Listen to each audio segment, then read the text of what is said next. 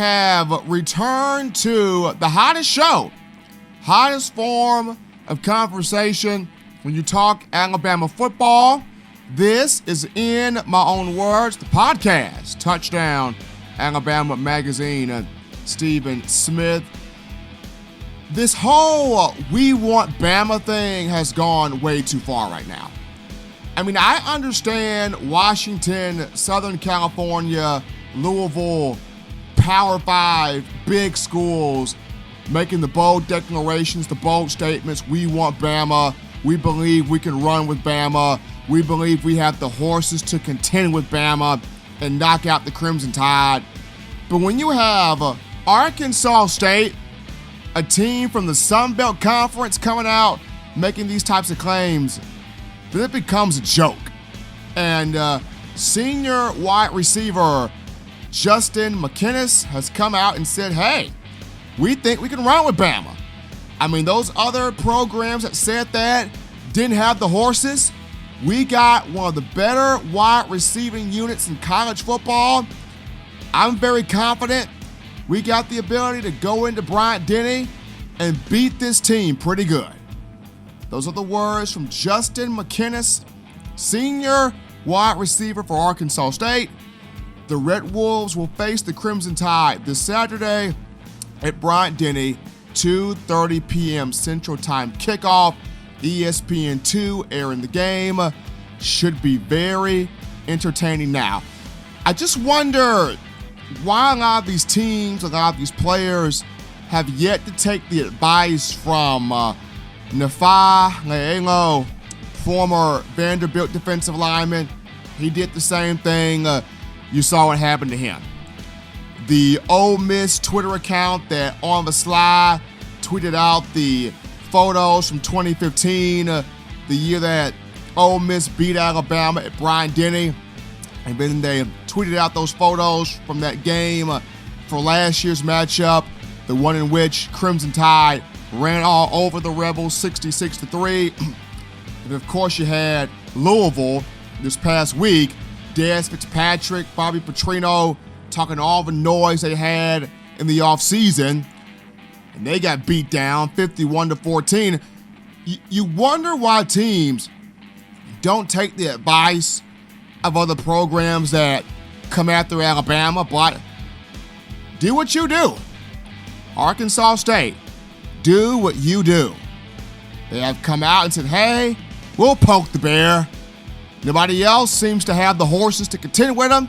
We think we got those horses. So, best of luck to Arkansas State as they play the Tide this weekend.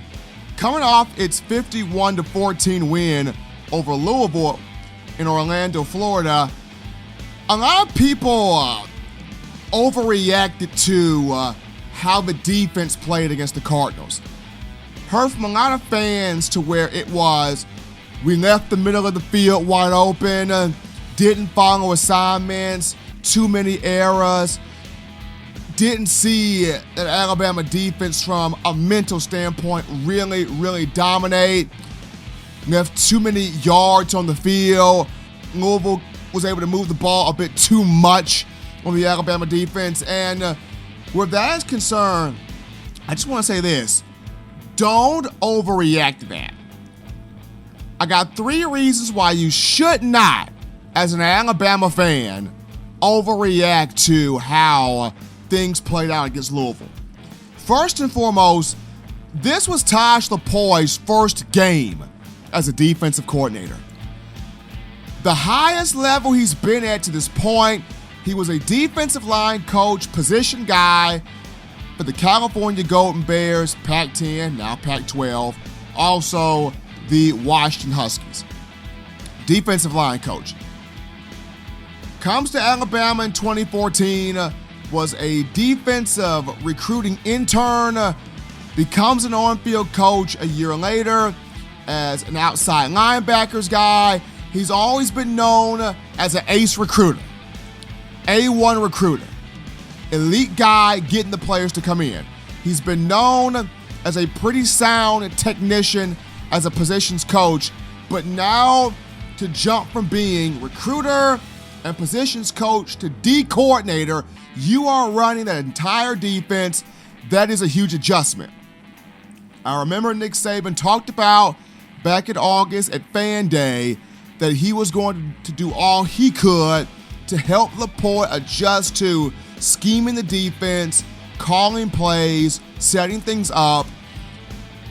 Another reason why he brought in Pete Golding from University of Texas San Antonio to help Laporte is because Golding has called defenses before. So, and Laporte himself, he wants to be more than just an ace recruiter. Wants to be more than just a positions coach. He wants to be an elite guy from all facets. And for what it's worth, his first game going up against one of the more savvier minds offensively in college football and Bobby Petrino, Laporte did pretty good. Laporte held his own. Laporte did a pretty good job. The defensive schemes he called out were on point.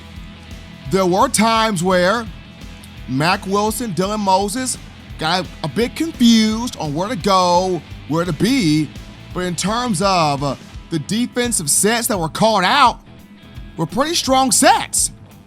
Deontay Thompson found ways to bail out the team, being at the right spot at the right time, making a crucial tackle, being at the right spot at the right time, getting the pass break up, recording an interception. Should have had two, but did get the one pick.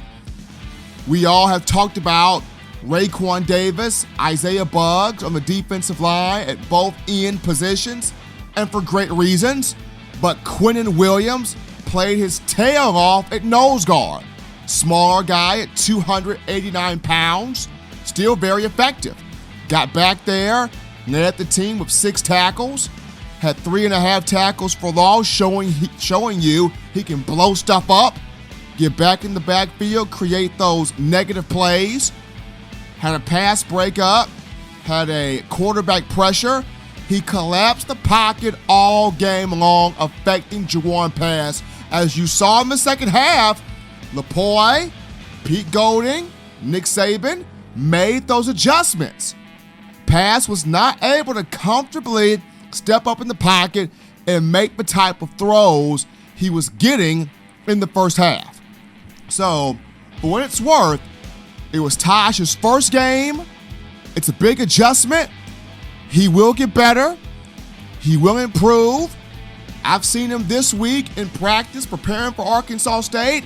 He's gotten that intense vigor with the outside linebackers, making sure, hey, guys, no mental errors this week. No lollygagging around this week. Alabama is playing a fastball offense with Justice Hanson and quarterback. And here's a guy that totaled a 3,000-yard passing season in 2017 with 37 touchdown tosses. And he's off to a fast start this season with 6 touchdown passes. And just coupling him with Justin McInnis at wide receiver, Tosh Laporte telling the Alabama defense, we cannot have the mental errors. We cannot have the penalties. We can't have the fatigue. We got to be on our P's and Q's. We got to be at our standard because Arkansas State comes here. They come to Tuscaloosa. They come to the friendly confines of Bryant-Denny Stadium, and we have to be on it this weekend at 2:30 p.m. Central Time. But all in all, Laporte, first game, running the defense against Louisville, held his own, did a pretty good job there. The number 2 reason as to why Bama fans should not overreact to how the Crimson Tide fared against Louisville defensively, Alabama is not going to face a lot of savvy offensive minds this season from a coaching standpoint. Aside from Petrino and Jimbo Fisher, of whom Texas A&M will travel to Alabama during the latter part of this season, aside from those two, you're not going to face a lot of guys that are going to really know how to scheme for you, the ability to scheme for you, and put something together that's going to be really potent. Ole Miss is a good team with Matt Luke, head coach, Phil Longo, offensive coordinator. Mississippi State is better than what people give them credit for under first-year head coach Joe Moorhead. LSU, you already kind of know what to expect from LSU. Auburn is Auburn with Gus Malzahn and his motif of trusting the offensive coordinator one week and then taking the offense back for himself the next. You look at Arkansas, Chad Morris, kind of the same deal with Joe Moorhead. Morris coming over from Southern Methodist University in Texas, trying to run the Arkansas system. Don't really know what he's going to bring to the table. You've got Missouri on schedule, and they bring in Derek Dooley as the offensive coordinator. That was a very weird hire on behalf of Barry Odom and the Tigers. But you're not going to face a lot of savvy offensive minds aside from Petrino and Jimbo Fisher. And just Petrino himself, he wants to get the middle of the field open. He's been that way from his first stint at Louisville in the early 2000s to his time with the Auburn Tigers in 2002 as an offensive coordinator, his moments in the National Football League with the Atlanta Falcons, his tenure with the Arkansas Razorbacks as head coach, having the likes of Ryan Mallett and Tyler Wilson at quarterback, even down to his second stint now with Louisville. It's always been gotta get the middle of the field open with misdirections, screens, flare-outs to the outside, timing routes with tight ends, any way to expose the middle of the field. That's the MO of Bobby Petrino. And despite the fact that Mack Wilson, Dylan Moses kind of got caught out of phase a couple of times, had difficulties figuring out where the running back is, which tight end is lined up here or there, some issues of trying to figure out who's going which way and being at the right spot at the right time, Bama will clean those things up. A lot of the technical errors Bama will clean up. They went out there, played fast, played physical. When they were able to make the adjustments, Pete Golding, Tosh Lapoy, Nick Saban, they were able to stifle, shut down, limit the Louisville offense. So, number two, you're not going to have a lot of savvy offensive minds you're playing against. So, for you to go out there, week one, against one of the better guys in college football and Bobby Petrino, and limit, to a certain extent, what he wanted to do, that's good on you in being the Crimson Tide. Third reason as to why you should not overreact if you're a fan, Alabama had held one of the more explosive offenses in college football to 14 points in week one. I mean, this is a Louisville team that, if you remember 2 years ago, a couple of years ago, 2016, the Cardinals were 9-4. It averaged 42.5 points a game. This was Lamar Jackson's Heisman winning year. This was a Louisville team that dropped 62 points on Syracuse. They put up 63 points on Florida State. They racked up 36 points against Clemson despite losing to the Tigers 42-36. But they dropped 36 points on a Clemson team that had the likes of Ben Boulware, Kendall Joseph, Carlos Watkins, Dexter Lawrence, Cleveland Farrell, Christian Wilkins, just a litany of first-round NFL talent all over that defense. And with Brent Venables calling the shots, by the way, and this is the same Louisville team that dropped 36 points on that group. Highly explosive group 2 years ago, and minus Lamar Jackson this time around, this was a group that held Louisville to 14 points, held Louisville to 268 yards of total offense, 252 of those yards coming in the passing game from Juwan Pass. It was only able to convert 4 of 14 third downs. Juwan Pass was intercepted twice, including once by Shaheem Carter for a 45-yard touchdown. And the receivers that were talking all the noise Des Fitzpatrick talking about how Alabama doesn't play anybody. These teams beat themselves. Alabama doesn't beat these teams. Des Fitzpatrick and Jalen Smith, the two leaders for the Cardinals in the receiving unit, were held to just 3 catches combined. You shut down Louisville's best 2 wide receivers. You pressure, you intensify, you adjust your game plan for the second half. You don't allow Juwan Pass to step up in the pocket and make the throws he was making in the first half. Quinnen Williams affecting the quarterback. Alabama as a whole, 3 sacks. You hold the rushing attack to 16 yards. If you take away the sacks, then it's 22 yards. But all in all, you shut down one of the more explosive teams in college football. The only times they scored, once in the third quarter, once in the fourth quarter, and that was because of penalties. Alabama had 10 penalties for a loss of 111 yards. There was a drive where there was an unsportsmanlike call on Christian Miller, which I personally know Christian Miller. He's not like that. Somebody had to really get under his skin. Usually very composed, very reserved, in phase, in focus. Somebody had to really be eating at him for him to get a flag like that. Anthony Jennings had the illegal hands to the face penalty. Quinnen Williams was lined up offsides on one of the plays. So that right there is a 30-yard penalty sequence, that led to one of the Louisville touchdowns, and then they cashed in on another one in the fourth quarter. So you take away the penalties, this is a shutout. You take away the penalties, the Cardinals don't even get on the scoreboard. So Alabama enabling Louisville with mental errors, that's why they scored. Tide shut down one of the more explosive offenses in college football.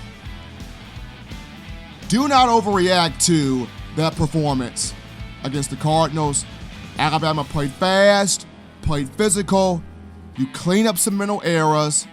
You clean up some fatigue issues. You clean up some technical things in which they've done in practice this week. They are going to be fine against Arkansas State in preparation for the following game, Ole Miss Rebels, in which you travel to Oxford, Vaught-Hemingway Stadium, to take on that bunch. So, rolling through this once again. 3 reasons why you should not overreact. Number 1, it was Taj Lapoy's first game. He is going to get better. For the most part, did well.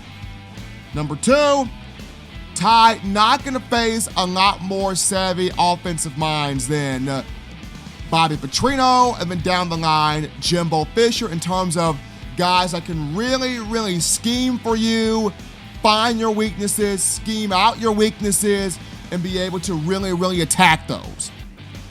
Third and most importantly, you held one of the more explosive offenses in college football next to nothing. If not for penalties, this is a 51-0 shutout of the Cardinals. Taking a final break here on In My Own Words. When we get back, prediction time, looking at 10 games here. Picking 5 against the spread, picking 5 straight up. You don't want to miss it. We're coming back. Don't touch that dial, folks. It's In My Own Words.